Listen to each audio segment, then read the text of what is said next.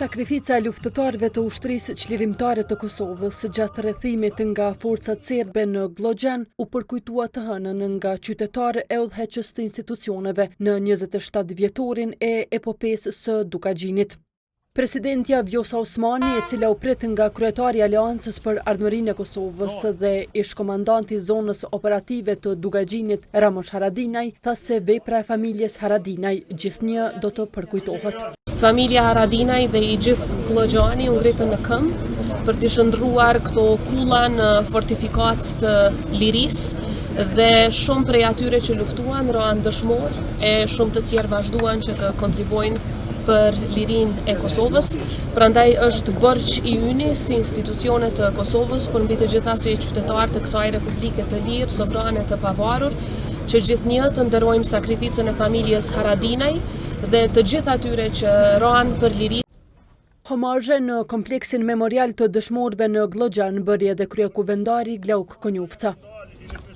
Ai tha se trimëria dhe vendosmëria e ushtarëve të UÇK-s u dhan mesazh forcave serbe se rrethimi i tyre nuk do ta shuante përpjekjen për liri.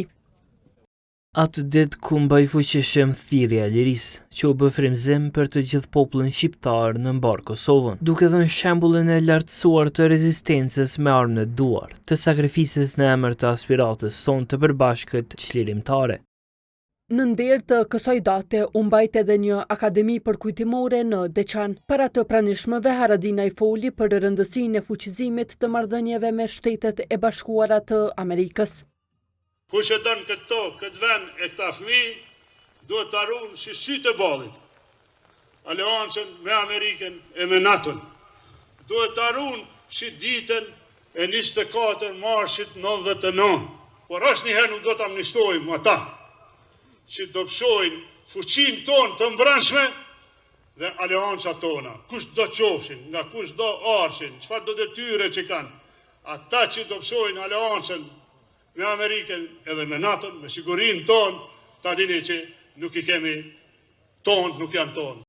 Më 24 mars 1998, forcat serbe rrethuan edhe më pas sulmuan Glogjanin. Gjatë rezistencës së armatosur, atë ditë dëshmorë ranë Him Haradinaj dhe Gazmend e Agron Mehmetaj.